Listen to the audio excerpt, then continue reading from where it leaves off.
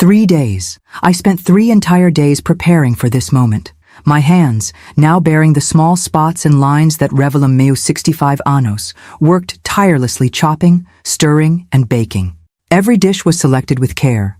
Thomas's favorite lasagna with the homemade sauce that takes 5 hours to simmer properly. Melissa's beloved chocolate cake with raspberry filling that she's requested for every birthday since she was 8. Little Sophie and Lucas's mac and cheese with the secret ingredient that always makes them ask for seconds. Even Victoria's complicated dietary preferences were accommodated with a gluten-free quiche that took 3 attempts to perfect. My modest dining room had never looked more beautiful. The table I'd saved for months to buy when the children were small gleamed under a fresh coat of polish. Family photos spanning decades lined the buffet. Thomas's graduation, Melissa's wedding to David, God rest his soul, Amber's first steps, the twins' birth, 65 years of life, 40 years of teaching high school English, and 20 years of holding this family together since Philip walked out, all represented in this carefully curated celebration. They'll be here at 1, I reminded myself, adjusting the handwritten place cards one final time. I'd even made one for Philip, despite our complicated history. After all, he was still the children's father, and in recent years we'd managed a civil relationship for family gatherings. Though lately, those gatherings had become increasingly rare. By 1:30, the lasagna was cooling too much. I sent a quick text to Thomas. Everything's ready whenever you are. Did traffic hold you up? By 2, I called Melissa, straight to voicemail. By 2:30, I tried Amber, my usually responsive granddaughter. Nothing. At 3, I sent a group message. Is everyone okay? Getting worried? Food's getting cold? At 3:30, I called Thomas's house. No answer. By 4 o'clock, I sat alone at my carefully set table, the food untouched, the candles burned down, staring at my silent phone. Had there been a terrible accident? Should I call hospitals? The police? Then my phone pinged. Thomas had sent a photo, a group shot of my entire family gathered around an elegant table in what was clearly Patricia Henderson's sunroom. There was Thomas with his arm around Victoria. There were Sophie and Lucas with desserts that definitely weren't from my kitchen. There was Melissa raising a champagne flute and Amber taking a selfie with Philip. My ex-husband was not only there, but seated beside Patricia, looking far too comfortable. The message below the photo read, "Sorry, Mom. Completely forgot to tell you. Patricia insisted on hosting a special brunch today and wouldn't take no for an answer. The kids had soccer after and Melissa needed to take Amber shopping for college. Rain check on your birthday? Next weekend maybe? Love you." The casual cruelty of it stole my breath. Not only had they forgotten my birthday celebration, one I'd been planning and discussing for weeks, but they were all together, celebrating something else, with someone else. With trembling hands, I scrolled through more photos Thomas had inexplicably included. Everyone laughing, Philip helping Patricia serve drinks, a cake, an actual birthday cake, being presented to the group. I zoomed in on the cake. In elegant frosting it read, "Celebrating Patricia's generosity. Thanks for the Aspen trip." So that was it. Patricia had bought my family's affection with the promise of a ski vacation. And they had all chosen her extravagant brunch over the modest celebration I'd spent days preparing, including Philip, especially Philip, who seemed particularly cozy with Patricia in several photos. I set my phone down and surveyed the silent room, the perfect table setting, the cooling food that represented hours of work and love. Something inside me, something that had been bending for years, finally snapped. For 2 decades, since Philip left me for his younger co-worker, who ironically left him just 3 years later, I dedicated myself to holding our family together. I'd worked extra tutoring jobs to help put Thomas through business school. I'd moved Melissa and little Amber into my home after David's sudden death. I'd been the steady, reliable, always available mother and grandmother, the one who remembered birthdays, attended school events, and was there for every crisis, large and small. And this was my reward, an empty table on my 65th birthday. I stood up slowly, my knees protesting after hours of cooking. With mechanical movements, I began packing up the untouched food, the lasagna, the quiche, the mac and cheese, the cake. All of it went into containers, then into the freezer. I wouldn't waste it, even if they had wasted my time and heart. As I cleaned, a memory surfaced, a conversation with my attorney last week. I'd finally received the inheritance from my father's estate, a sum that wasn't extravagant but was substantial enough that I'd planned to divide it among Thomas, Melissa, and my grandchildren. The paperwork was ready. I'd planned to tell them today over birthday cake. But now, I picked up my phone and called my attorney's office, surprised to find him still working on a Saturday. "James? It's Rose Parker. About that inheritance paperwork. I need to make a change." "Of course, Rose. What did you have in mind?" I looked at the message from Thomas again, at the smiling faces gathered around Patricia's table. Everything we discussed about dividing it among my children and grandchildren, I want to put that on hold. "May I ask why?" "Let's just say I'm reconsidering my options. In the meantime, I'd like to access some of those funds immediately. I have some plans to make." After hanging up, I did something I hadn't done in years. I poured myself a generous glass of wine and opened my laptop. Within an hour, I had booked a 3-week tour of the Italian countryside, a dream I'd deferred for decades while putting everyone else first. The following days passed in a blur of preparations. I told no one of my plans, not even responding to the belated birthday messages and half-hearted apologies that trickled in. Thomas stopped by briefly on Wednesday, leaving a hastily wrapped gift on my kitchen counter. A generic scarf that still had the clearance tag partially visible. "Patricia's organizing an amazing ski trip to Aspen for all of us this winter," he mentioned, barely looking up from his phone. "She wants you to come too, of course." "How generous of her," I replied neutrally. "She's been amazing, honestly. The twins adore her, and she's been really helpful with some investment advice for me. Even helped Melissa find a better apartment." I nodded, saying nothing about how I'd offered similar help to Melissa and been politely declined. "Oh, and you'll never guess who's been joining us for Sunday dinners at Patricia's. Dad? Isn't that weird? But nice, I guess, for us all to be together." "Fascinating," I murmured, as pieces began clicking into place in my mind.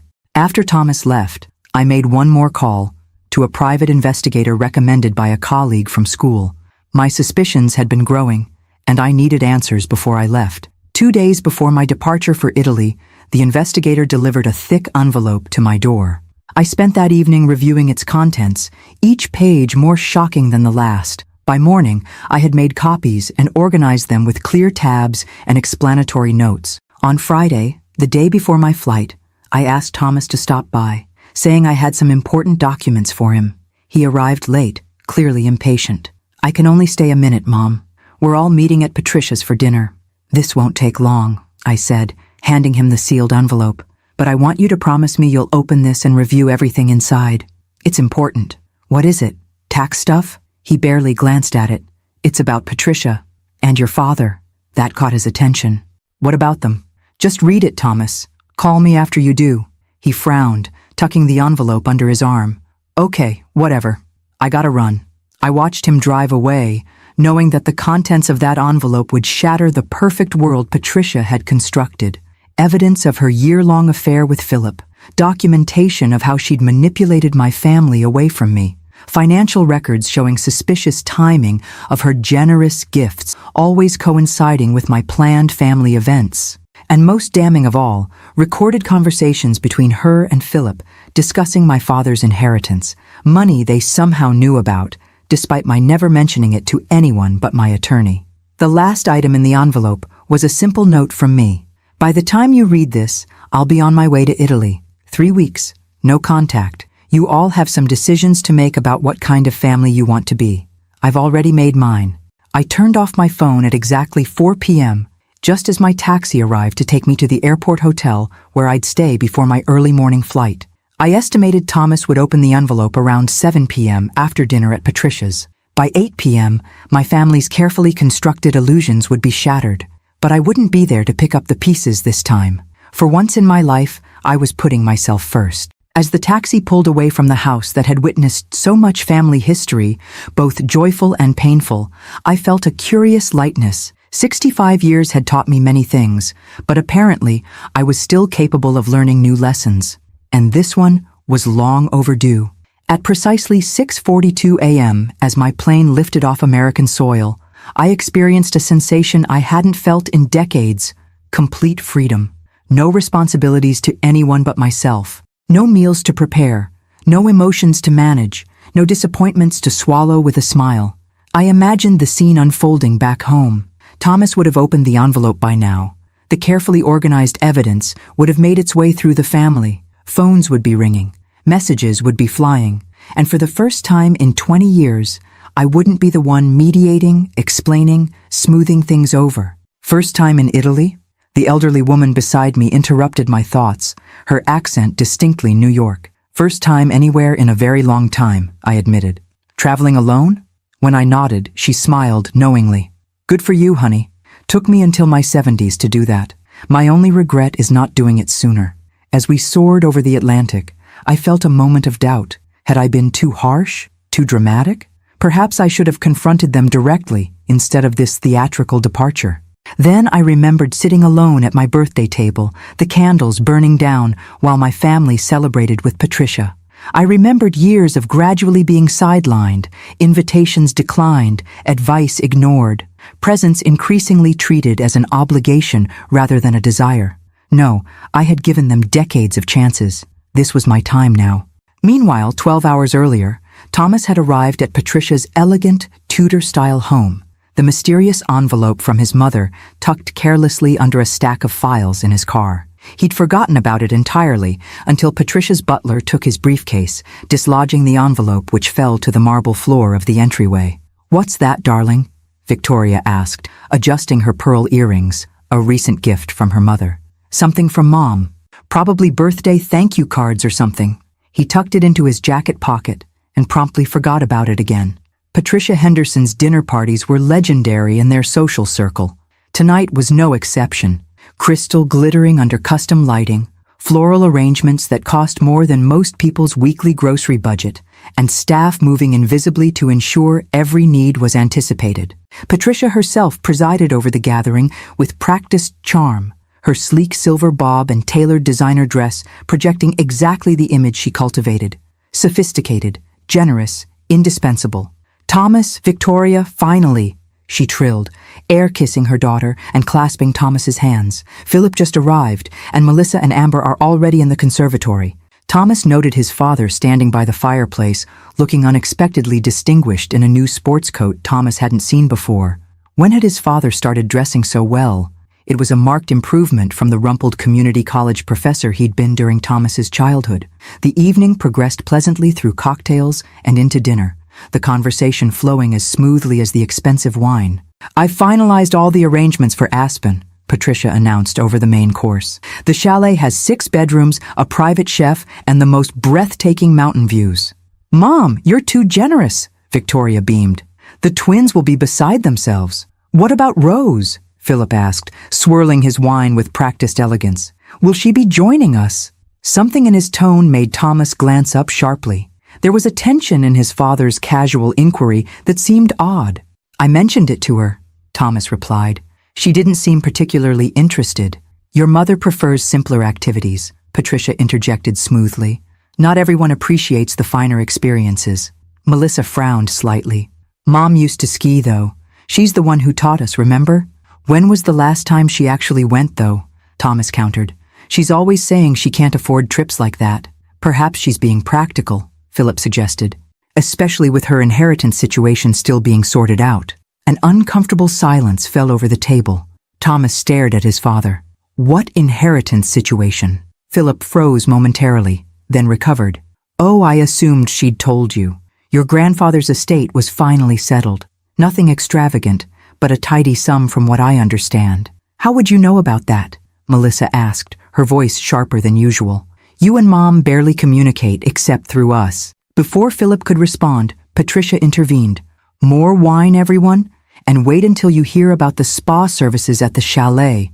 The moment passed, but something about it lingered in Thomas's mind. After dessert, he excused himself to make a call and found himself alone in Patricia's study. As he waited for his client to answer, the envelope in his pocket pressed against his chest, his mother's words echoing, "It's about Patricia and your father." Curiosity finally winning, he opened it. Inside, he found meticulously organized documents, each section clearly labeled and annotated in his mother's precise handwriting. The first section contained photos, surveillance images of his father and Patricia together in situations that couldn't be misinterpreted. Dinner at intimate restaurants, entering a hotel together, holding hands in a park 2 hours from town.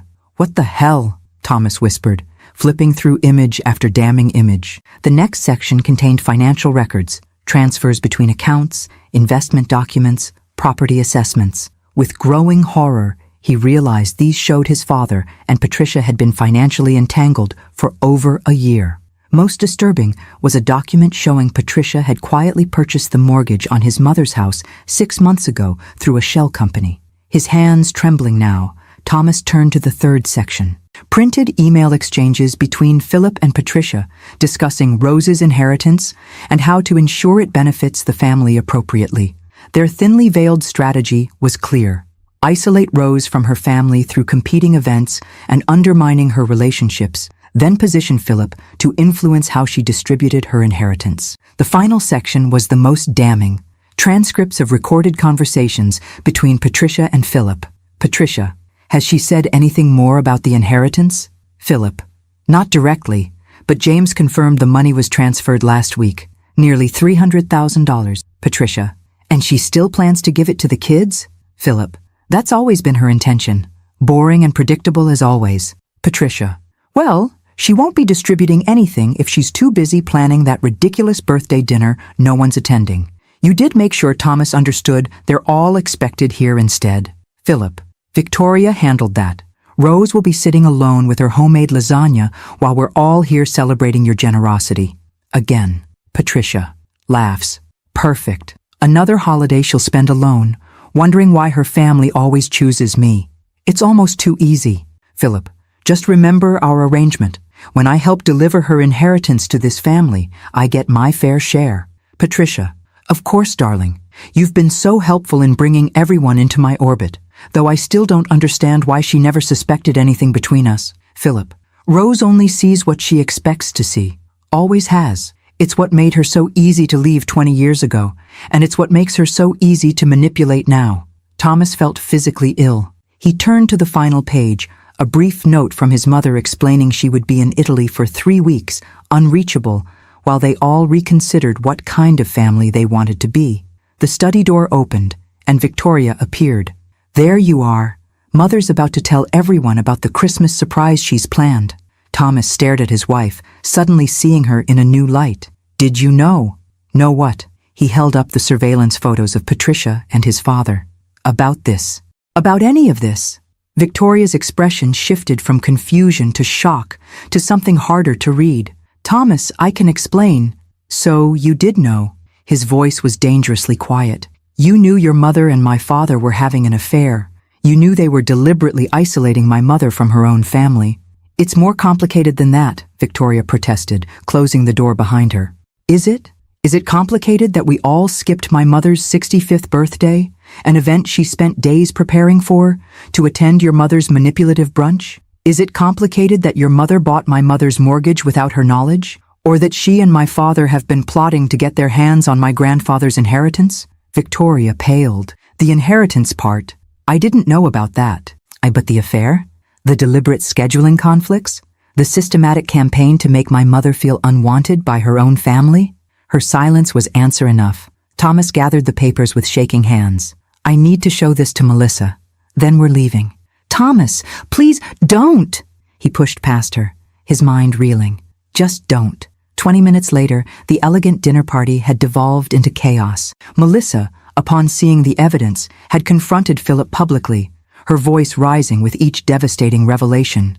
Amber, horrified to discover the grandmother who had helped raise her had been deliberately excluded and manipulated, was in tears. Patricia's attempts to regain control of the situation only made things worse, especially when she slipped and referred to Rose's inheritance as wasted on someone who doesn't appreciate the finer things. By 9 p.m., Thomas had tried calling his mother 17 times. Each call went straight to voicemail. The simple message she'd left became increasingly ominous. She was gone, unreachable, for 3 weeks. What have we done? Melissa whispered. As they sat in Thomas's car outside Patricia's house, the evidence spread between them. How did we not see this happening? Thomas had no answer. He only knew that the mother who had always been their safety net, their constant support, their unwavering foundation, had finally reached her breaking point, and he wasn't sure if anything would ever be the same again. The morning sunlight streamed through wooden shutters, casting golden patterns across my bed at the small family-owned villa in Montepulciano. For a moment, disoriented from jet lag, I forgot where I was, or rather, where I wasn't. I wasn't in my modest home with its familiar creaks and drafts. I wasn't waking to a day of others' needs and expectations. I was in Tuscany, alone, by choice. Rolling over, I checked my phone out of habit, then remembered I'd turned it off before boarding my flight. 3 days of blessed silence. No frantic calls from Thomas. No guilt-inducing messages from Melissa. No manipulative overtures from Philip. Instead, the only sounds were church bells in the distance and birds conversing outside my window. I stretched luxuriously, feeling lighter than I had in years.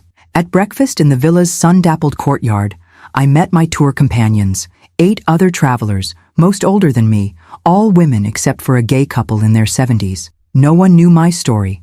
No one had expectations. I was simply Rose, the retired English teacher from Boston, embarking on her first European adventure. "First day in Tuscany," announced Francesca, our Italian guide. "We begin with a walking tour of Montepulciano, then wine tasting at a family vineyard, followed by a cooking class this evening. Prepare your senses for pleasure, yes? Pleasure. When was the last time I'd prioritized my own pleasure? Even simple indulgences had always been tinged with guilt or practical considerations. But here, surrounded by strangers in this ancient landscape, I gave myself permission to simply experience joy. The cobblestone streets wound uphill, each turn revealing new wonders. A tiny chapel with frescoes painted by a Renaissance master, a workshop where an artisan crafted leather using techniques unchanged for centuries, a panoramic view of rolling vineyards stretching to the horizon. "Beautiful, isn't it?" said Margot, a silver-haired widow from Chicago who had fallen into step beside me. "First time I came to Italy was after my Harold died. Thought I was running away from grief, but turns out I was running toward living again." "I'm not running from grief," I said, surprising myself with my candor. "More like running from invisibility." Margot nodded knowingly. "Ah, the great female disappearing act. Happens to the best of us. Mother, wife, grandmother, so many roles that eventually swallow who we actually are."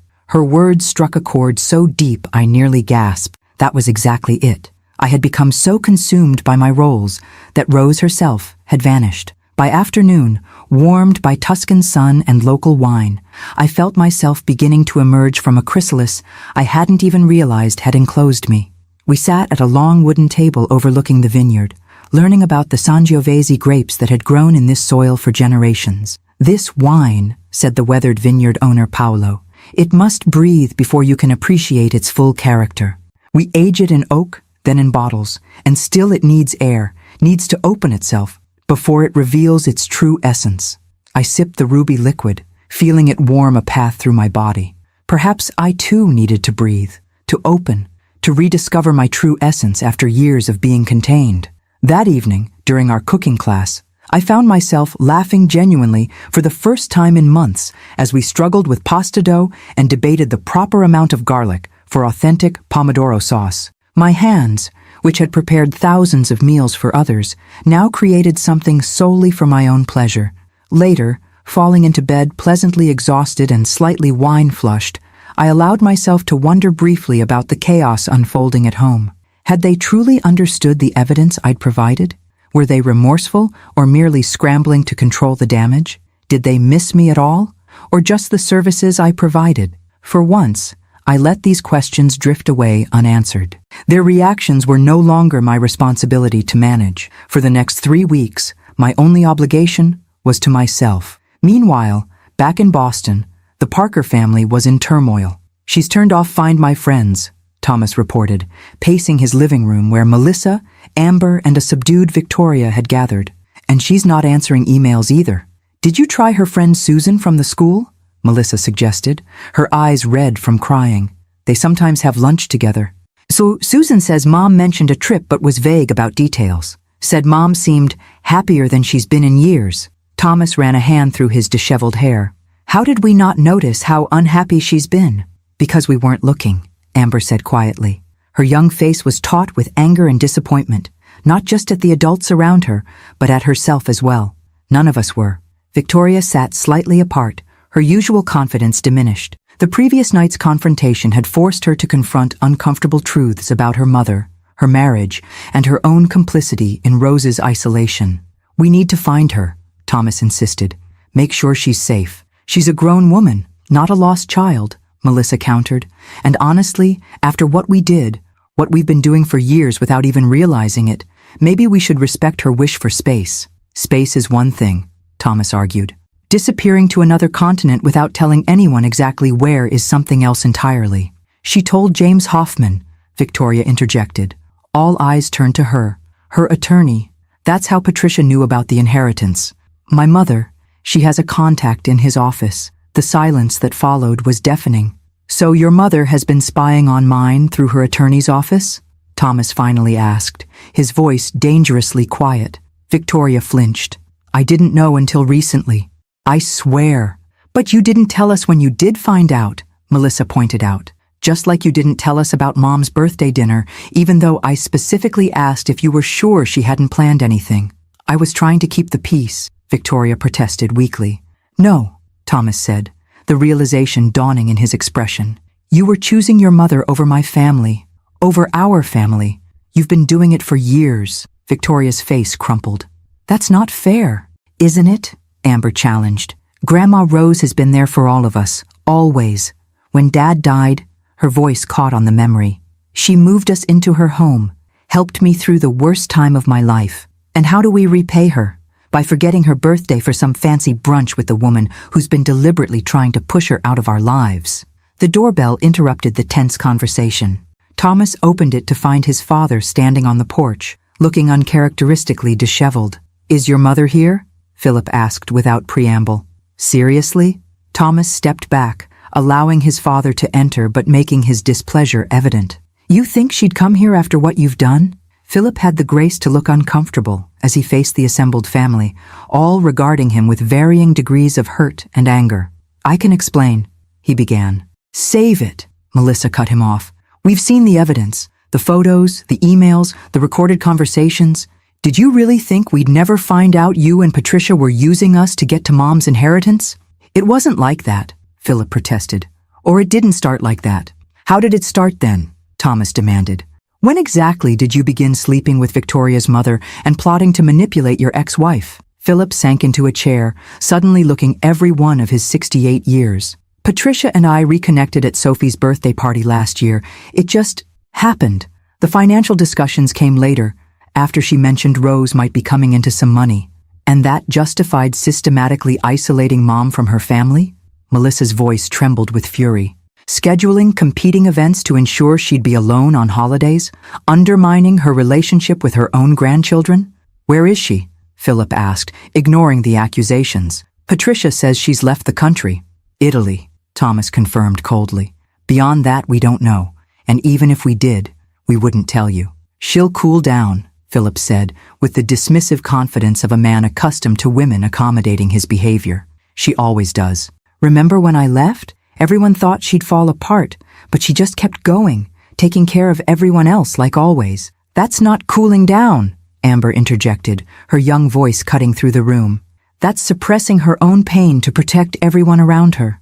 "There's a difference." Philip stared at his granddaughter, seemingly taken aback by her insight. "You never deserved her," Melissa said quietly. "None of us did, but at least the rest of us are starting to realize that." As Philip left, chastened but not truly remorseful, the remaining family members faced each other in silence, the weight of their collective failure settling over them. "What do we do now?" Victoria finally asked. "We wait," Thomas replied. "And while we wait, we take a hard look at how we got here, and how we make sure Mom knows she matters to us when she returns." "If she returns," Amber murmured, giving voice to the fear they all shared, but none had dared to speak. In the growing silence, the empty space where Rose should have been seemed to expand, becoming a presence itself, a testament to how profoundly her absence was finally being felt. The Amalfi Coast unfolded before me like a vivid dream, vertiginous cliffs plunging into azure waters, pastel-colored villages clinging impossibly to mountainsides, lemon groves perfuming the air. By the 10th day of my Italian sojourn, I'd settled into a pleasant rhythm of discovery and rest, allowing each experience to wash over me without the constant mental arithmetic of others' needs and preferences. "You've changed since Montepulciano," observed Margot as we shared a lemon granita at a cafe overlooking Positano's beach. The tour group had bonded quickly, but Margot and I had formed a particular connection, recognizing in each other women reclaiming their identities after years of self-erasure. "Have I?" I licked tart sweetness from my spoon, savoring the simple pleasure. You've relaxed. When we started, you kept checking your phone even though it was off. You'd get this worried look, like you were calculating the cost of enjoying yourself." I laughed softly. "That obvious, was it? To another recovering people-pleaser? Absolutely." She tilted her head, studying me.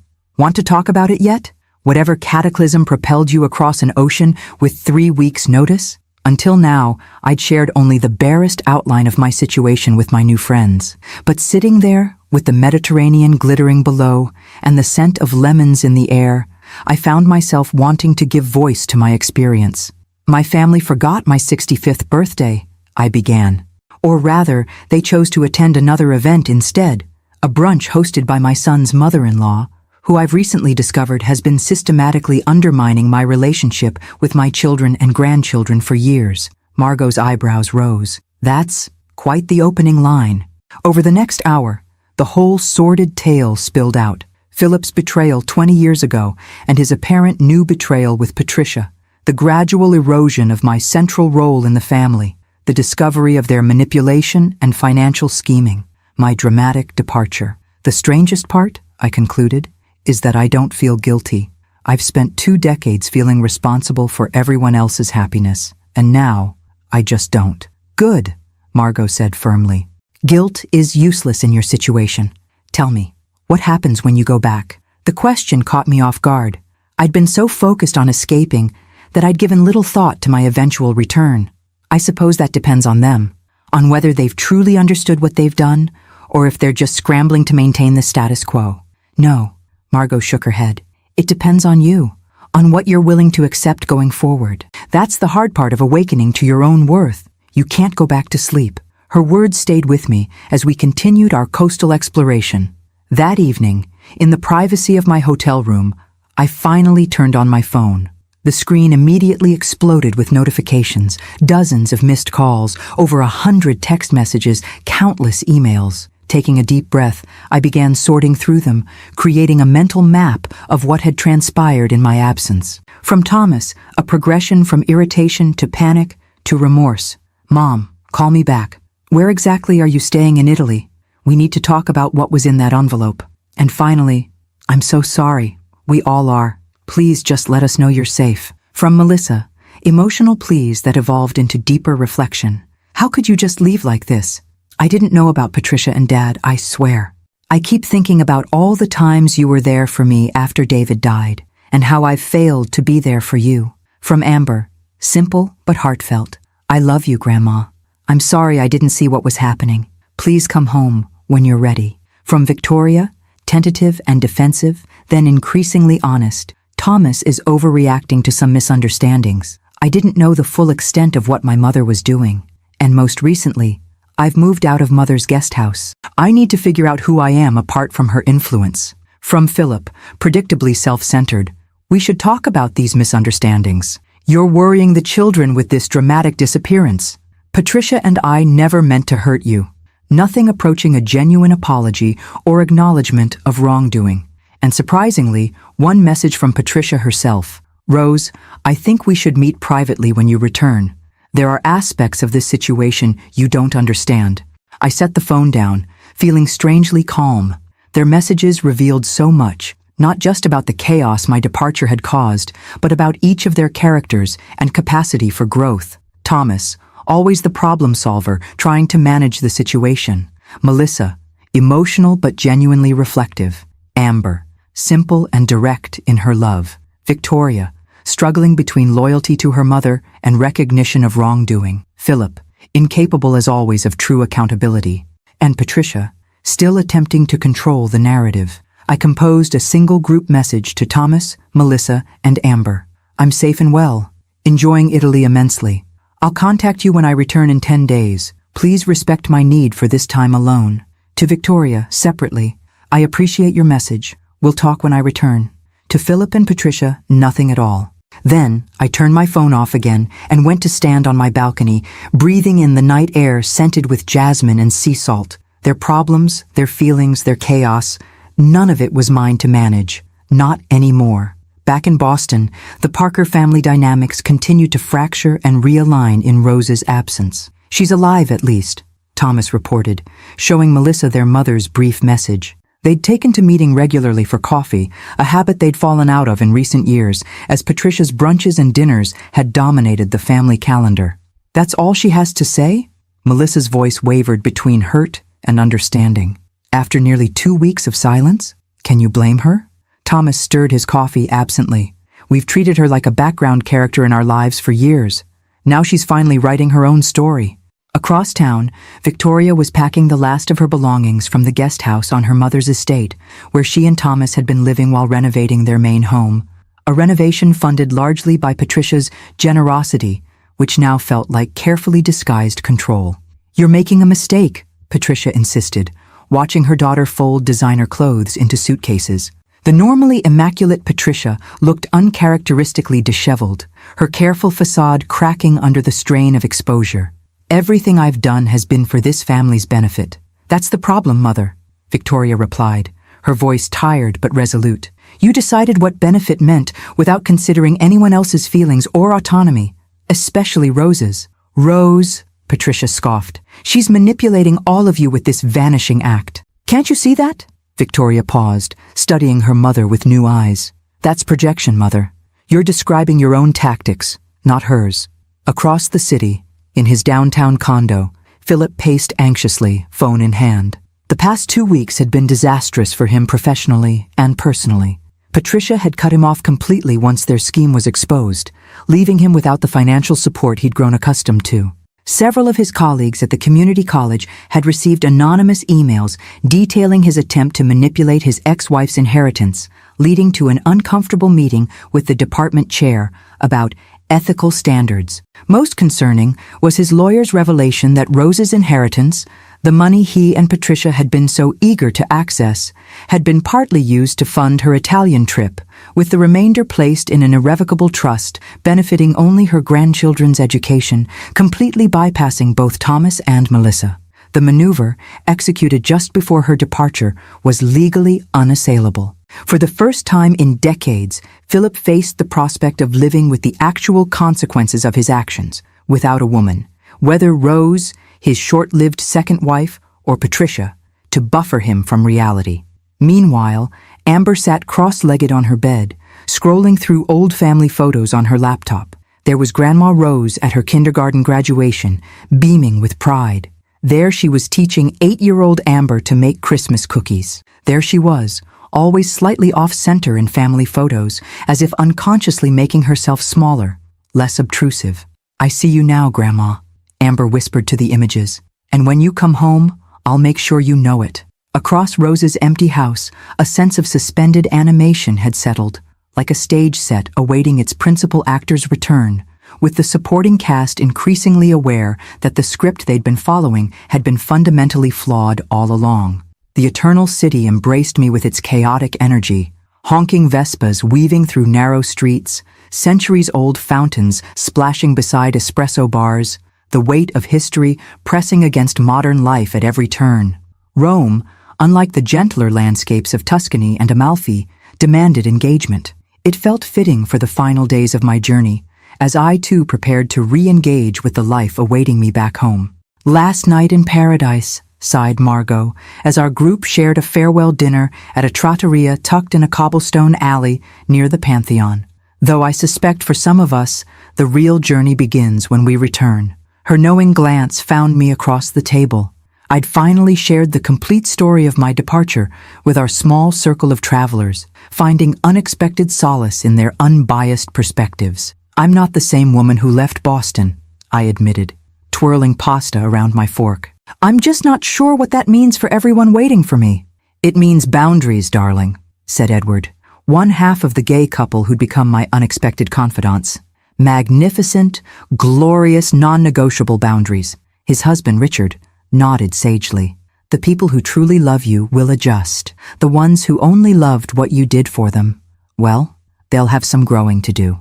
After dinner, while the others returned to the hotel, I found myself drawn to the Trevi Fountain. Despite the late hour, tourists clustered around the Baroque masterpiece, tossing coins and snapping photos. Finding a small space on the edge, I fished a euro coin from my purse. Tradition held that 1 coin ensured a return to Rome. 2 coins promised new romance, and 3 guaranteed marriage. I smiled at the superstition, then tossed a single coin over my shoulder. Not because I particularly believed, but because I wanted to acknowledge that this journey had changed me in ways that deserved some small ceremony.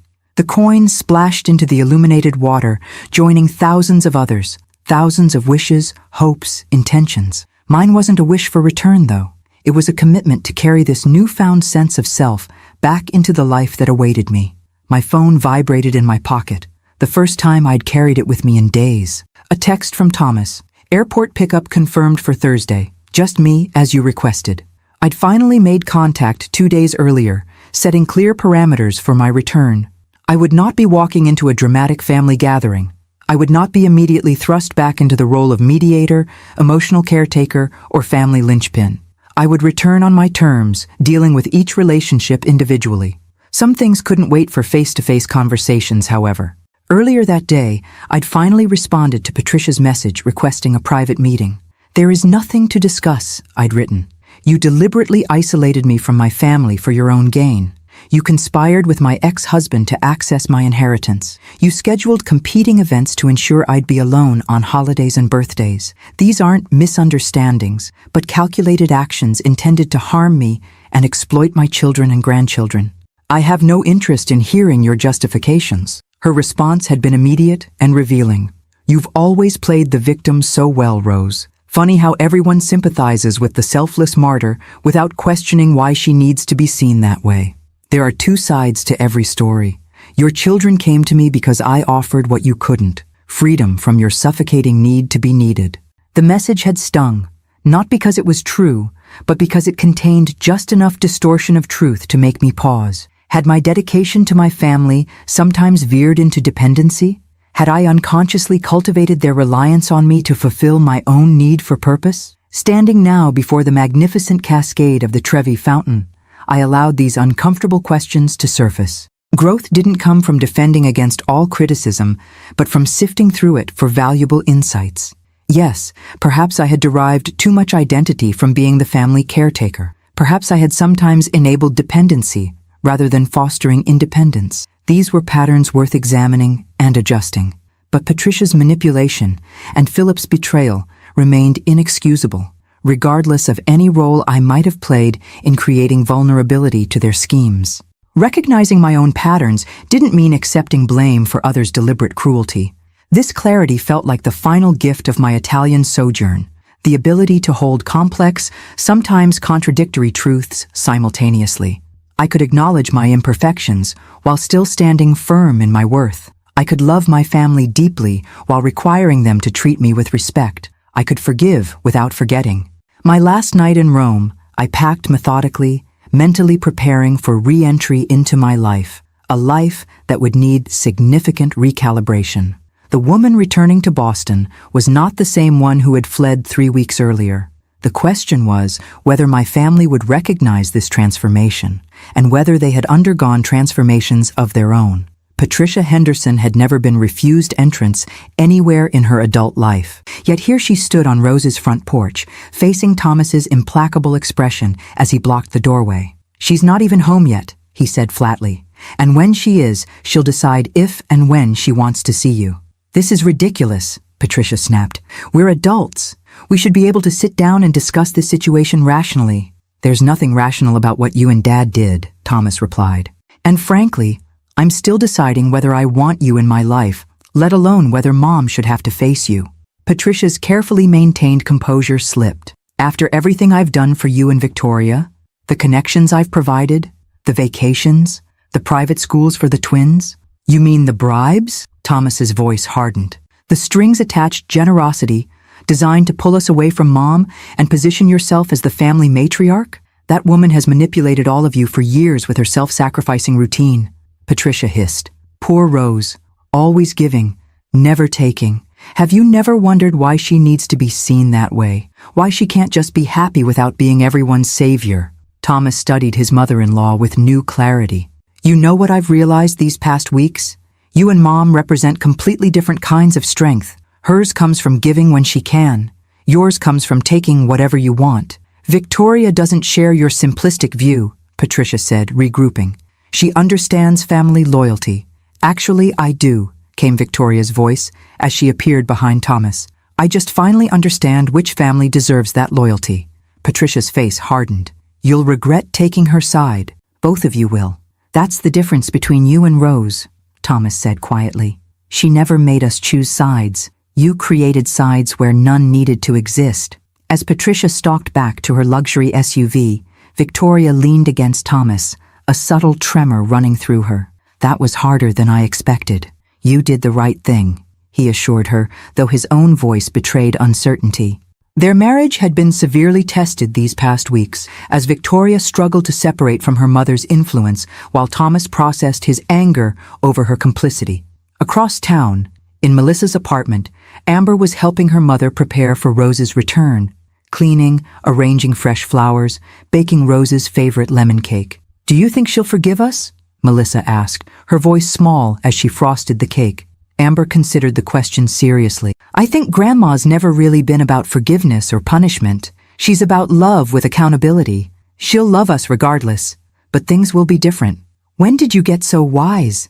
Melissa marveled at her daughter. Probably around the time I watched my grandmother get on a plane to Italy by herself at 65 after being taken for granted by everyone who was supposed to love her, Amber replied with gentle bluntness. That kind of thing tends to clarify perspectives. Meanwhile, Philip sat in his condo, staring at the typed letter he'd spent days crafting. Unlike Patricia, he harbored no illusions about immediate reconciliation with Rose. 20 years as her ex-husband had taught him that, while she didn't hold grudges, she also didn't forget lessons learned. The letter wasn't really an apology. Philip wasn't capable of the level of self-reflection that would require. Instead, it was a carefully worded request that she not permanently damage his relationship with their children through whatever she might say upon her return. Even now, he was thinking of himself, his image, his comfort, his relationships. The irony that this self-centeredness had cost him his marriage, alienated his children, and destroyed his relationship with Patricia remained beyond his grasp. As Rose's plane crossed the Atlantic, the constellation of people affected by her absence prepared for her return, some with genuine remorse and determination to change, others with strategies to manage the fallout, and a few with the dawning recognition that the family dynamic had been permanently altered. What none of them fully grasped was that the woman returning to them had undergone the most profound transformation of all. The familiar skyline of Boston appeared through the airplane window, stirring a complex mixture of emotions. After 3 weeks of liberation, I was returning, not to resume my former life, but to forge a new one that honored both my responsibilities and my newfound sense of self. Nervous? Asked the woman beside me as we began our descent. Determined, I replied after a moment's consideration. The word felt right on my tongue. Not anxious, not dreading, but purposeful. Passing through customs, I felt an odd sense of displacement. The Rose who had left was a woman defined by her utility to others. The Rose returning carried herself differently. Shoulders back, gaze direct, steps deliberate. Thomas waited beyond the security checkpoint, his tall frame easily visible above the crowd. When our eyes met, his relief was palpable even from a distance. As I approached, I noted the subtle changes in his appearance, the shadows under his eyes, the tension in his posture, the uncertainty in his expression. Mom, he said simply, reaching for my carry-on bag. Welcome home. The drive from Logan Airport unfolded in careful conversation, Thomas filling me in on practical matters, skirting the emotional landmines we both knew would need addressing eventually. I was grateful for this buffer period, this gradual re-immersion. You look different, he finally ventured as we crossed the Charles River. It's not just the tan. I smiled slightly. 3 weeks of putting yourself first will do that. He glanced at me, then back at the road. We've been talking, Melissa, Victoria, Amber, and I, about how things are going to be different when you came back. I'm glad to hear that, I said, because they will be different. As we turned onto my street, I felt a curious lightness. For the first time in decades, I was returning to my home without immediately assuming responsibility for everyone else's emotional well-being. Whatever awaited me inside, whether family members seeking reconciliation or empty rooms echoing with absence, I would face it on my terms. I told everyone to give you space today, Thomas said as he parked in my driveway. Get settled, rest. We'd like to see you tomorrow if you're up for it. Thank you, I said, genuinely appreciative of this small but significant respect for my boundaries. That's thoughtful. He carried my luggage to the door, hesitating at the threshold. Mom, he began, then stopped, emotion making his voice rough. I'm so sorry for everything. I studied my son's face, the little boy I'd raised now, a middle-aged man confronting his own failings. I know you are. We'll talk about it all, Thomas, but not today. He nodded, accepting this boundary as well. I love you, Mom. I love you too, I replied, meaning it despite everything. That's never been in question. Alone in my house, I moved from room to room, reacquainting myself with the space that had been both haven and prison. The birthday decorations had been removed, the perishable food cleared away. Someone, Melissa, judging by the handwriting, had left a welcome home note on the refrigerator, along with a fresh container of my favorite coffee. In my bedroom, the sheets had been changed, and a small vase of daisies, my favorite, sat on the nightstand. Small gestures of contrition, perhaps, or simply acknowledgement of my return. After unpacking and showering away the travel fatigue, I made myself a cup of tea and sat in my garden, which had been meticulously maintained in my absence. The spring flowers were in full bloom, a riot of colors against the green backdrop. Another silent apology. This one likely from Thomas, who knew my attachment to this small sanctuary. My phone chimed with texts welcoming me home, carefully worded messages from Melissa, Amber, even Victoria. None demanded my time or attention. All expressed genuine gladness at my safe return. Conspicuously absent were messages from Philip or Patricia. As twilight settled over the garden, I found myself surprisingly at peace. The confrontations would come. The relationships would need rebuilding. The boundaries would require reinforcement. But tonight, in this moment, I was simply Rose. Not mother, not grandmother, not ex-wife. Just a woman returning from a journey, forever changed by the landscapes she had traversed, both external and internal. The next morning, I awoke naturally, without an alarm, a luxury I decided then and there would become routine rather than exception. After a leisurely breakfast, I called Melissa. Mom, she answered immediately, her voice a mixture of relief and trepidation. How are you? How was your flight? Good on both counts, I replied. I thought we might meet for lunch, just the two of us. I'd love that, she said too quickly, revealing her eagerness to make amends. We met at a small cafe halfway between our homes, neutral territory for what promised to be a difficult conversation. Melissa arrived first, fidgeting with her napkin, rising awkwardly when she saw me approach. You look wonderful, she said, embracing me briefly. Italy agrees with you. It does, I confirmed, sitting across from her. It reminded me who I am, apart from everyone else's needs and expectations. Melissa flinched slightly at this, her gaze dropping to her hands. I deserve that. It wasn't meant as a rebuke, I clarified, just a truth I've reclaimed. Over salads and iced tea, we navigated the new terrain of our relationship. Melissa spoke of her shock at discovering Philip and Patricia's manipulation, her shame at having been so easily diverted from our relationship, her grief at realizing how profoundly I'd been hurt by her neglect. After David died, she said, her voice catching on her late husband's name even after all these years, you were everything to Amber and me. You held us together. And somehow, we repaid that by gradually pushing you to the periphery of our lives. Patricia offered things I couldn't, I acknowledged, remembering the woman's cutting message. Glamour, connections, luxury experiences. I understand the appeal. But she never offered unconditional love, Melissa countered. Everything came with strings, with expectations, with subtle obligations. I just didn't see it until it was laid bare. I reached across the table to take her hand. were both partly responsible for the distance that grew between us. I enabled patterns that weren't healthy, making myself indispensable, prioritizing everyone's needs above my own, never requiring the reciprocity I deserved. Melissa's eyes widened slightly at my candor. "You've really changed. I've awakened," I corrected gently. "To my own worth, to the relationships I want, to the life I deserve." "Where does that leave us?" she asked, vulnerability plain in her expression. "In a better place, I hope," I replied. "One where I love you no less fiercely, but more honestly, where I support you without enabling dependence, where I expect to be valued, not just needed." Tears slipped down her cheeks. "I'd like that. I'd like to really see you, Mom. Not just what you can do for me." "That's a good place to start," I said, squeezing her hand before releasing it. As we parted, Melissa hesitated, then asked the question I knew had been weighing on her. "Have you heard from Dad?" "No," I replied honestly. "Nor do I expect to.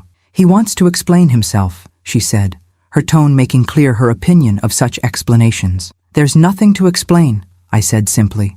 "His actions with Patricia revealed his character just as they did 20 years ago when he left. The only difference is that this time I'm not devastated by the revelation."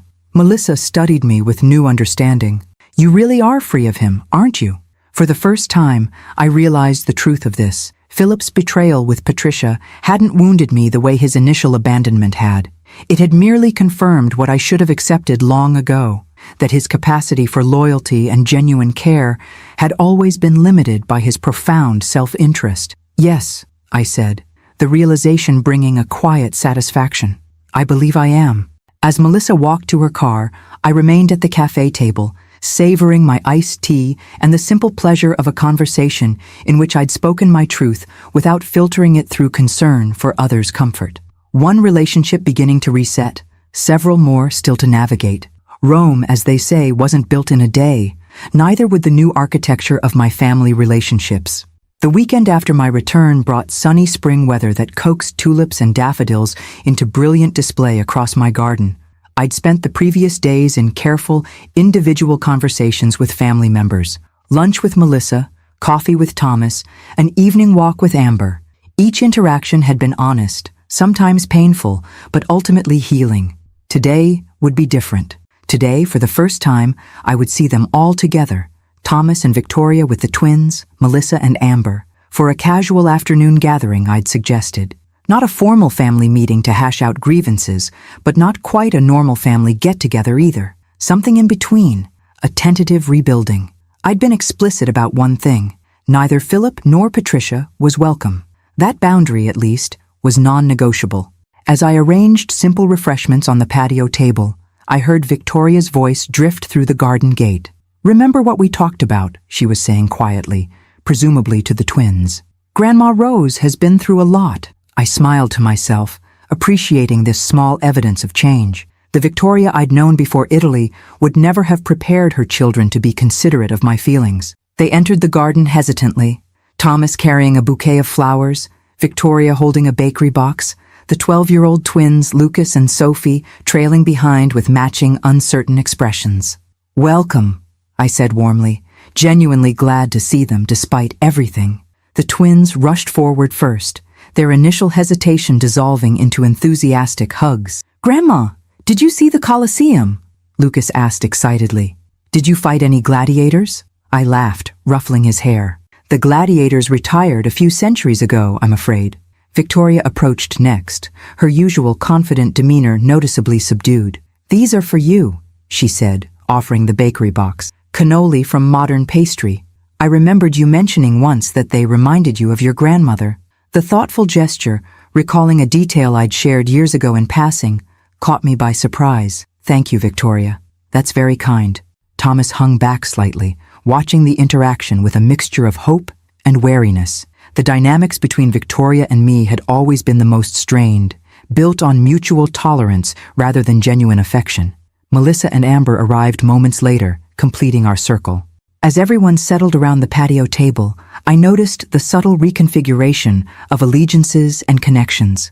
Victoria sitting closer to Melissa than she normally would have, the two of them sharing a look that suggested newfound understanding. Amber positioning herself protectively near me, Thomas watching everyone with the careful attention of someone navigating unfamiliar terrain. "Before we begin," I said, pouring lemonade into glass tumblers, "I want to thank you all for respecting my request for individual conversations first. It's given me a chance to speak with each of you about your perspectives on what happened. And for us to apologize properly," Amber added firmly, her young face serious. I smiled at my granddaughter, appreciating her directness. "Yes, that too. Now, I didn't invite you here for a formal family meeting, but I do want to say something to all of you together." They fell silent, attention focused on me with an intensity I wasn't accustomed to receiving from them as a group. "My trip to Italy wasn't just about escaping a painful situation," I began. "It was about rediscovering who I am apart from all of you, apart from being needed, being useful, being reliable. I found something there I hadn't even realized I'd lost, my sense of self as a woman with her own desires, dreams, and boundaries." I took a sip of lemonade, choosing my next words carefully. "I love you all deeply. That hasn't changed and won't change. But how I express that love and what I expect in return, that has changed. I won't be the family member who's always available, always accommodating, always putting herself last." Victoria shifted uncomfortably, but nodded in acknowledgement. "I won't compete with Patricia for your time or attention," I continued. "I won't chase relationships that aren't freely given. And I certainly won't tolerate being manipulated, deceived, or taken for granted." "That's more than fair, Mom," Thomas said quietly. "It's the bare minimum," Amber corrected, her loyalty to me undiminished by the weeks of family turmoil. "Grandma deserves so much more than just not being treated badly." I reached over to squeeze her hand, touched by her fierce advocacy. "What I'm saying is that I'm establishing boundaries, something I should have done years ago. And while I'm open to rebuilding our relationships, they need to be built on honesty, reciprocity, and genuine care." Melissa wiped away a tear. "We want that too, Mom. All of us." Victoria, who had remained largely silent, finally spoke. "I owe you the biggest apology, Rose. I allowed my mother to use me as a wedge in this family. I participated in isolating you, even if I didn't fully understand what was happening." Her admission, offered without excuses or qualifications, surprised me. "Thank you for acknowledging that, Victoria. I've moved out of her guest house permanently," she continued. "Thomas and I are looking for a new home, something within our actual means, not subsidized by my mother's generosity." She faltered on the last word, perhaps realizing for the first time how Patricia's financial support had functioned as control. "What about Christmas this year?" Sophie piped up suddenly, her 12-year-old mind jumping ahead to practical concerns. "Will we still have it at Grandmother Patricia's house?" An uncomfortable silence fell over the group. The question, innocent but pointed, highlighted the practical implications of the family's fracture. "That's something your parents will need to decide," I said gently, rescuing Thomas and Victoria from the awkward moment. "But whatever they decide, I'll be having my own celebration here, and you're all welcome." "I vote for Grandma Rose's house," Lucas declared with the decisive certainty of youth. "Patricia's house has fancier stuff, but we can't touch anything. It's boring." A ripple of laughter broke the tension, and the conversation shifted to lighter topics: my Italian adventures, the twins' upcoming soccer tournament, Amber's college plans. As the afternoon progressed, I observed the subtle dance of our family recalibrating, testing new boundaries, discovering new connections, navigating the altered landscape of our relationships. When they departed a few hours later, I felt tired but hopeful. There had been no dramatic confrontations, no tearful group hugs, no sweeping declarations of transformation, just small, genuine moments of connection and respect that suggested possibility. That evening, as I pruned some overgrown roses in the fading light, I heard the garden gate open again. Turning, I found Victoria standing there alone, uncertainty written across her face. "I'm sorry to come back unannounced," she said. I needed to speak with you privately." I gestured to the bench beside the rose trellis. "Of course." She sat, hands clasped tightly in her lap. "There's something I didn't say earlier, with everyone there. Something I need you to know." I waited, pruning shears still in hand. "My mother," Victoria began, then stopped, gathering courage. "She's not who any of us thought she was. Since everything came out about her and Philip, I've discovered other things. Financial manipulations, lies about her past, relationships she's poisoned beyond my father's. That doesn't surprise me, I said gently. It should have surprised me, Victoria replied, her voice catching. But on some level I've always known. I just chose not to see it because the alternative was too frightening. What alternative is that? That I might be like her, Victoria whispered, giving voice to what I suspected was her deepest fear. That I might have that same capacity for manipulation, for using people, for putting appearances above authentic connection. I set down my shears and turned to face her fully. Victoria, the fact that you're here, having this conversation, already proves you're not your mother. How can you be sure? Her question held genuine anguish. Because Patricia would never question herself this way, I said simply. She would never recognize her own patterns, let alone try to change them.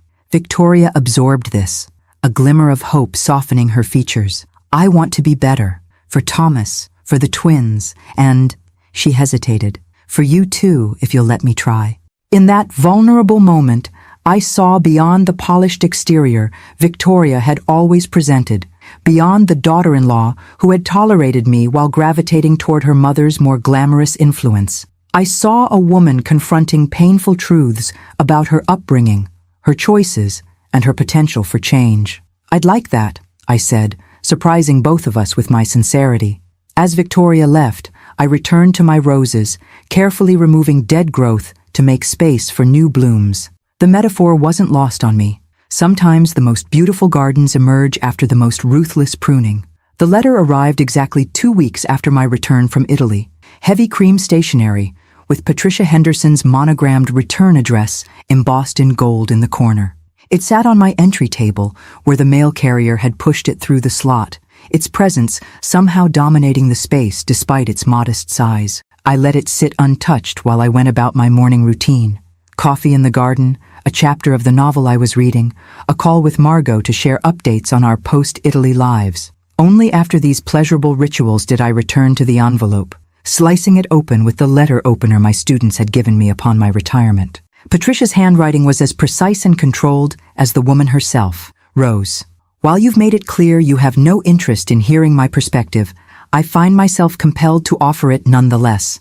The narrative that has taken hold in our family, that I maliciously plotted to isolate you from your children and grandchildren, is a simplistic interpretation of a complex situation.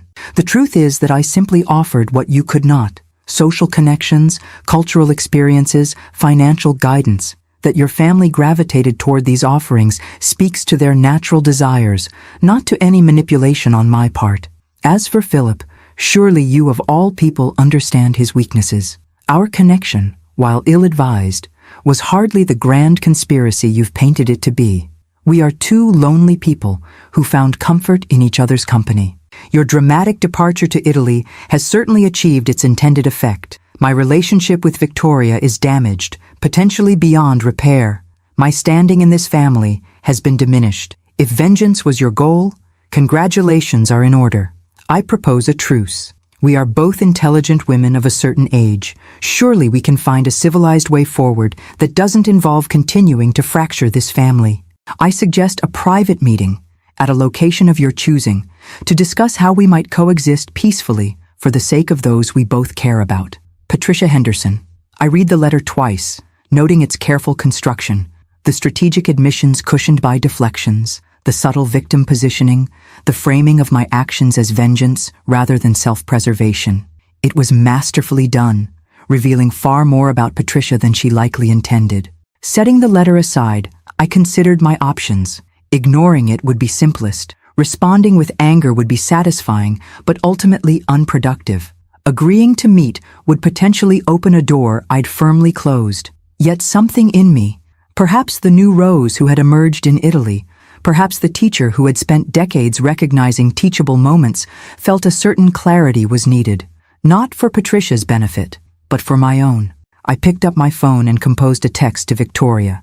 Your mother has written asking to meet. Before I respond, I'd like to know if this would complicate things for you. Her reply came quickly. Please don't let my situation influence your decision. I'm working through my relationship with her in therapy. Whatever you decide, I support you. Another small evidence of change. The Victoria of 3 months ago would never have acknowledged needing therapy, let alone respected my autonomy so explicitly. After careful consideration, I drafted my response to Patricia on my own stationery, simple white paper with just my name at the top. No embellishments, no pretense. Patricia, I've received your letter and considered your request for a meeting. I'm willing to meet, not to negotiate a truce as you suggest, but to provide the clarity that seems to be missing from your understanding of recent events. Let me be entirely direct. I did not go to Italy for vengeance.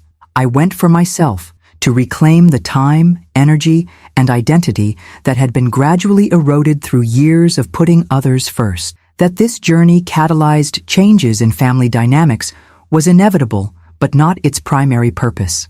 You write that you simply offered what I could not. This framing suggests a competition I never consented to enter. My relationships with my children and grandchildren should never have been treated as a zero-sum game where your gain required my loss. As for Philip, I harbor no illusions about his character. Our marriage ended 20 years ago for good reason. What concerns me is not your relationship with him, but your joint discussions about accessing my inheritance, conversations you've not addressed in your letter. If you still wish to meet after this clarification, I'm available Tuesday at 2 p.m. at the Willowbrook Tea Room. This will be a one-time conversation. I have no interest in an ongoing relationship with you, but I am willing to establish clear boundaries that will allow family gatherings to proceed without unnecessary tension. Rose Parker. I mailed the letter that afternoon, feeling neither anxiety nor anticipation about the potential meeting. Whatever Patricia's response, I was secure in my position. Not defensive, not attacking, simply clear about my boundaries and expectations. 3 days later, I sat at a corner table in the Willowbrook Tea Room, a pot of Earl Grey steaming gently before me. I'd arrived early, selecting a location that offered both privacy and the security of public surroundings. At precisely 2 p.m., Patricia entered, her appearance as immaculate as ever despite the subtle signs of strain around her eyes. "Rose," she acknowledged, taking the seat opposite me. "Thank you for agreeing to meet." "Thank you for being punctual," I replied, pouring tea for us both. No sense in pretending this was a social occasion between friends. Patricia took a measured sip, then set her cup down with deliberate care. "I'll be direct. The situation has become untenable. Victoria barely speaks to me. The twins haven't visited in weeks. Even my social circle has been affected. Apparently, attempting to steal a grandmother's family makes for scandalous gossip at charity luncheons. That would be difficult," I acknowledged without sympathy, "though I'm curious why you frame this entirely in terms of its impact on you." A flash of irritation crossed her face. "Would you prefer I pretend this has been beneficial for anyone? The family is fractured. Surely that wasn't your intention." "The family was already fractured," I corrected her. "The difference is that now it's happening openly rather than through subtle manipulations behind my back." Patricia sighed, adjusting her strategy. "Look, Rose, we both care about this family, albeit in different ways. Can't we find some arrangement that allows everyone to move forward?" "That's precisely why I agreed to meet," I replied. "Not to rehash the past or debate who wronged whom, but to establish clear parameters for the future." I removed a folded paper from my purse and placed it on the table between us. "These are my boundaries. They're non-negotiable, but they're also reasonable. I won't attempt to prevent anyone from having a relationship with you if they choose to. I won't speak ill of you to the grandchildren. I won't create competing events designed to force family members to choose between us." Patricia glanced at the paper without touching it. "And what do you expect from me in return?" "The same courtesy. No more strategic scheduling of events to conflict with mine. No more undermining comments about me to family members. No more financial entanglements designed to create obligation or dependency." "You make me sound positively Machiavellian," Patricia remarked, a hint of her usual composure returning. "Perhaps because your actions have been exactly that," I replied calmly. "Whether you're willing to acknowledge it or not." She picked up the paper finally, scanning its contents.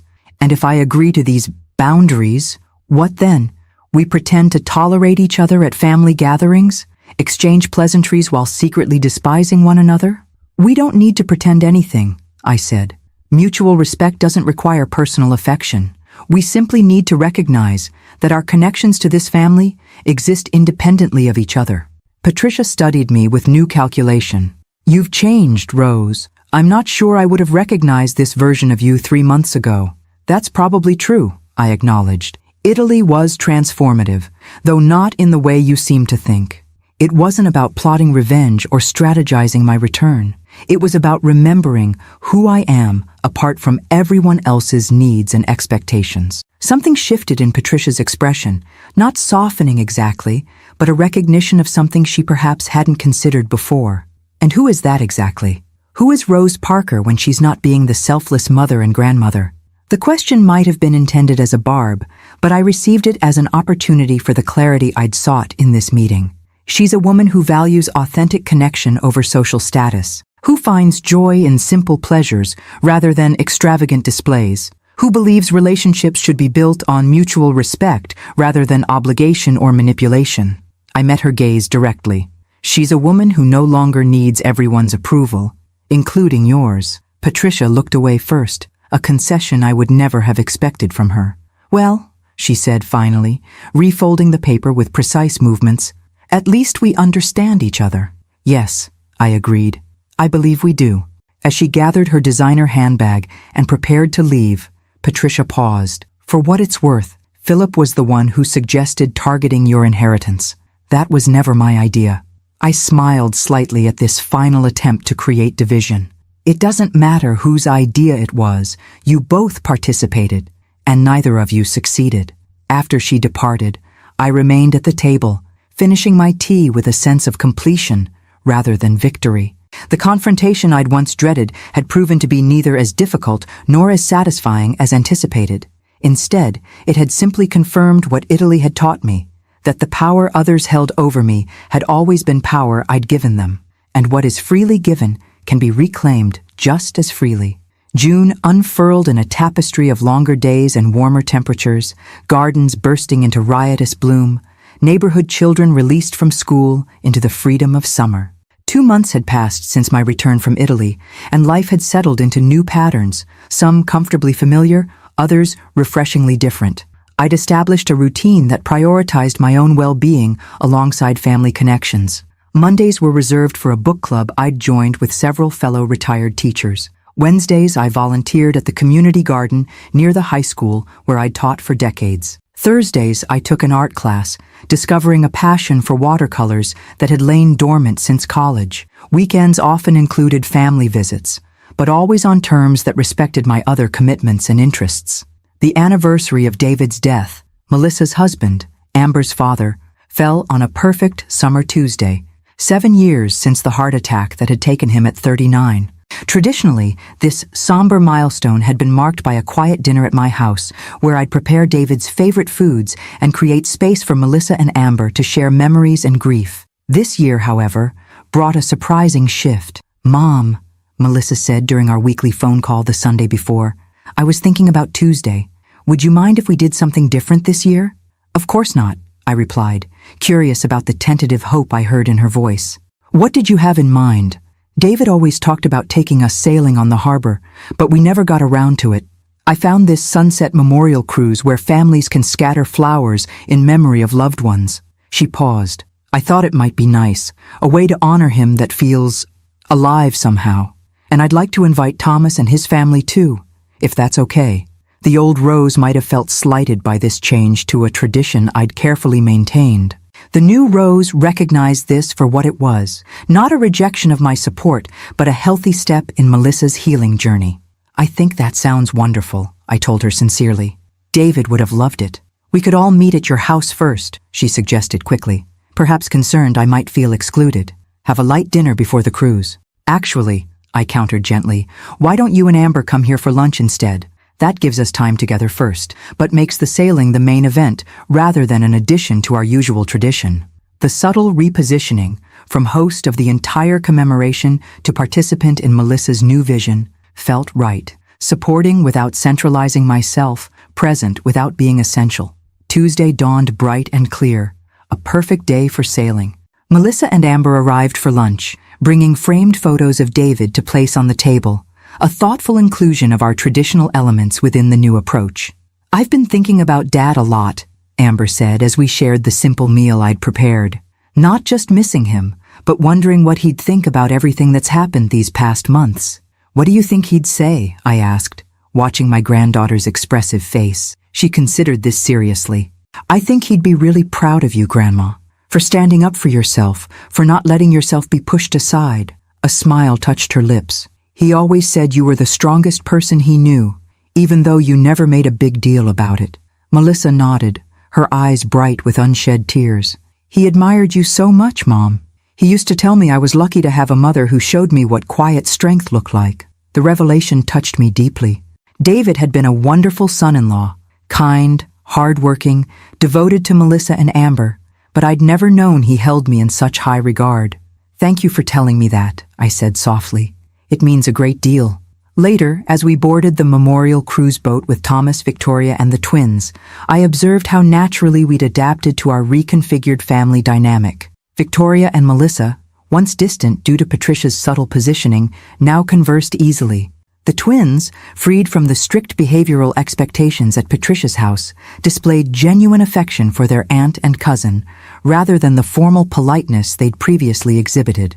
Most revealing was a brief exchange I overheard between Thomas and Melissa as we found seats on the boat's upper deck. "Mom seems different lately," Melissa remarked, unaware I was within earshot. "Happier, more present somehow."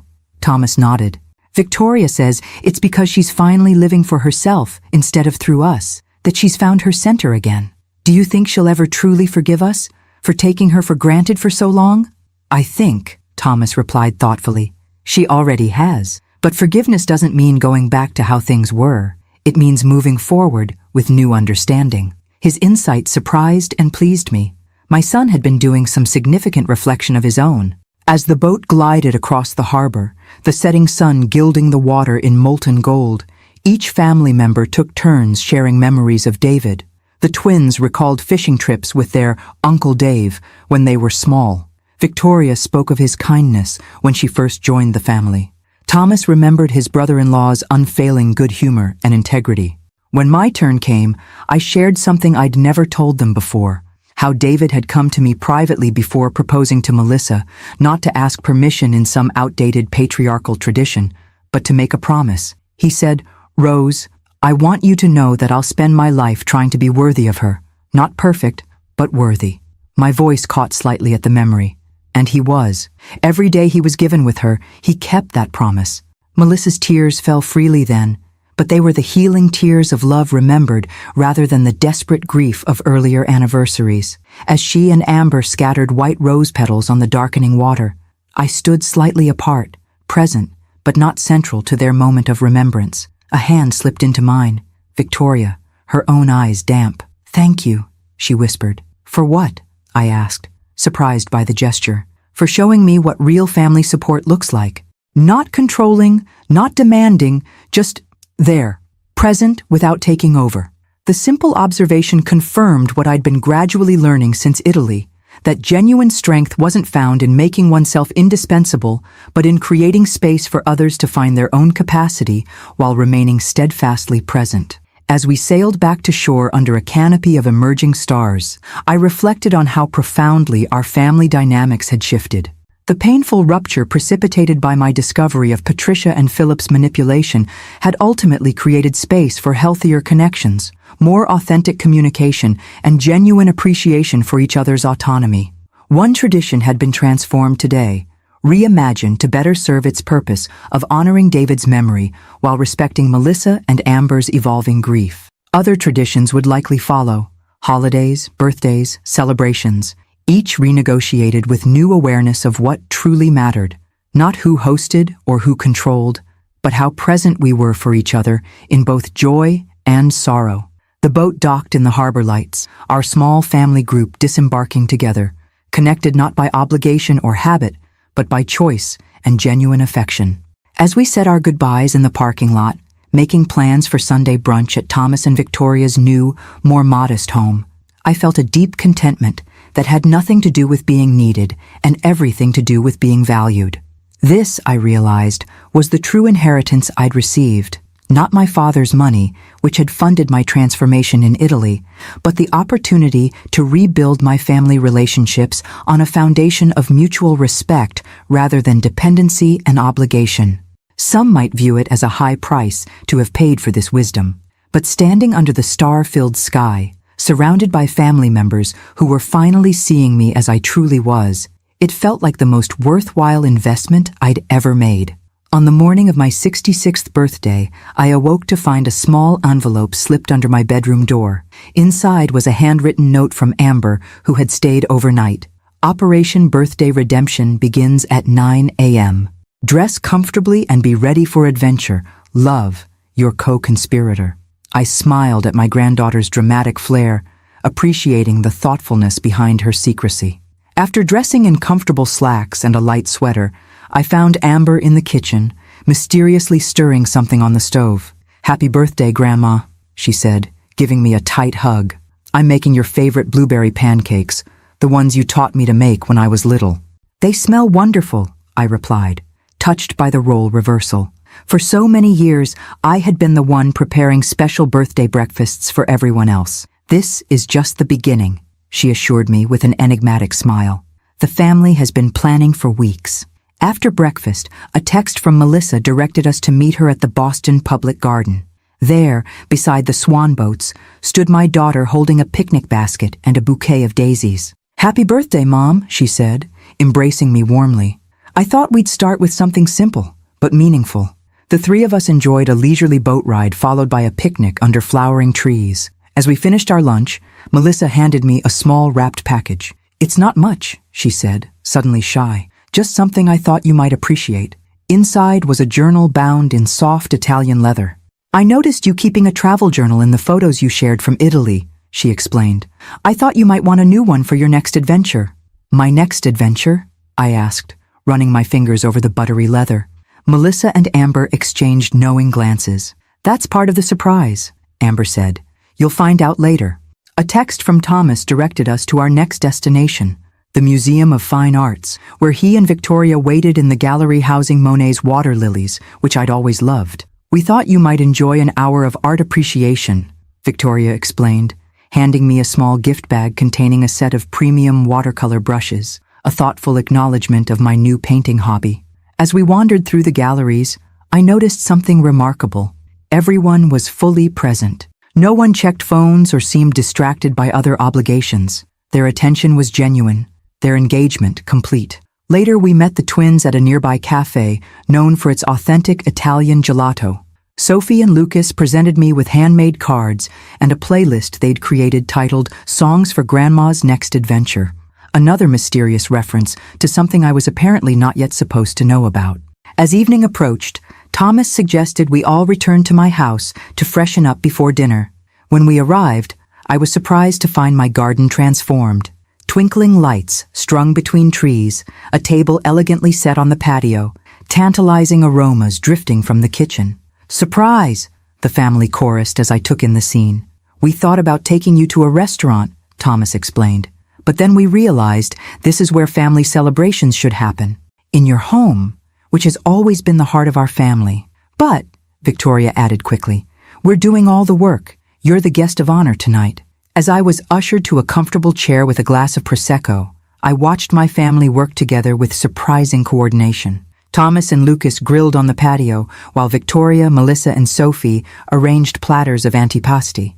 Amber acted as hostess, ensuring my glass was filled and regaling me with amusing stories from her freshman year of college. The meal was a loving recreation of the Italian dishes I described from my trip: homemade pasta with fresh basil, grilled vegetables drizzled with olive oil, crusty bread for soaking up sauces. They'd clearly put significant effort into researching recipes and techniques. "This is beautiful," I said, genuinely moved. "Thank you all."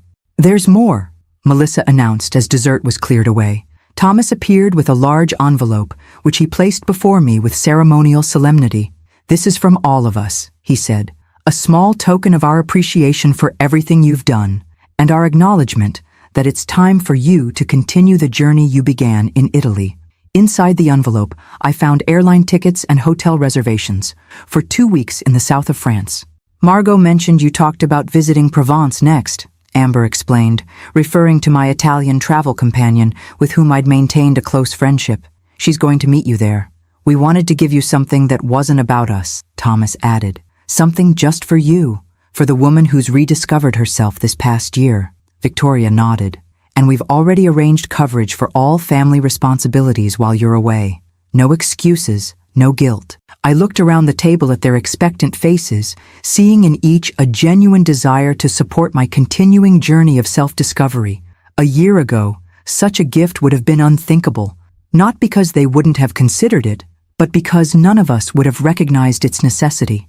I don't know what to say, I admitted, emotion making my voice unsteady. Say you'll go, Melissa urged. Say you'll continue becoming the Rose Parker who went to Italy and came back stronger. And say you'll forgive us for taking so long to see you clearly, Thomas added quietly. I reached out to take his hand, then Melissa's, forming a chain of connection around the table. There's nothing to forgive anymore. We've all grown this year, not just me. As the evening mellowed into comfortable conversation punctuated by laughter, I reflected on the journey that had brought us here, from an empty birthday table to this abundant celebration of genuine appreciation and love. The inheritance I'd received from my father had funded my Italian awakening, but the true legacy I'd claim was this: the courage to value myself enough to require others to value me too, and the wisdom to recognize that authentic love thrives best with clear boundaries and mutual respect. 1 year ago, I'd sat alone at a carefully prepared table, invisible to the family I'd devoted myself to for decades. Tonight, I sat at a table prepared for me, truly seen by that same family, not for what I could provide, but simply for who I was. The circle had closed, the lesson was complete, and the journey, beautifully, continued.